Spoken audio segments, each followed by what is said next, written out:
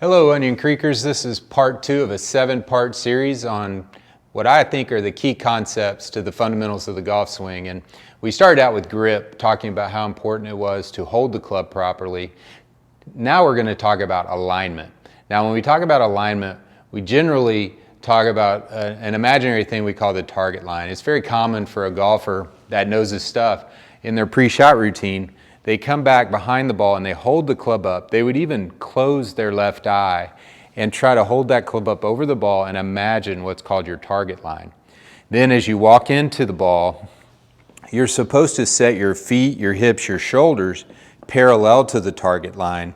And then you're supposed to get used to looking down the target line and seeing it correctly. All of those things are like paramount to hitting good shots.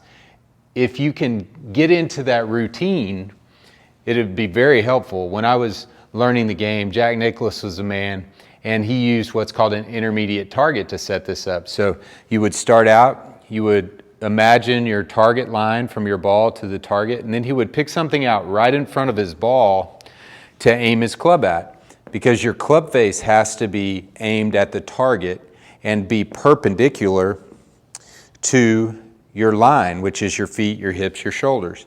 So if you can get that intermediate target, that helps you get this concept of being square to your target, get your alignment right.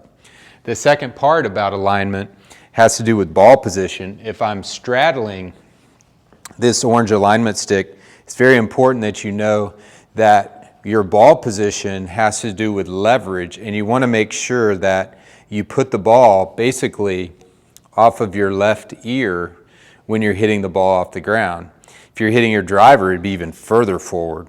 But the concept of leverage is definitely, you want about a club head's worth of space between your left heel, and if you were to drop a long ear ring down from your left ear, it would come right down to where the ball would be.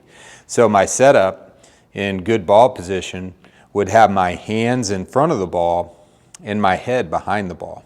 So those are common setup things when it comes to your alignment. Again, you want to be parallel with your feet, hips, and shoulders, and then you also want to be hands in front, head behind to have good alignment.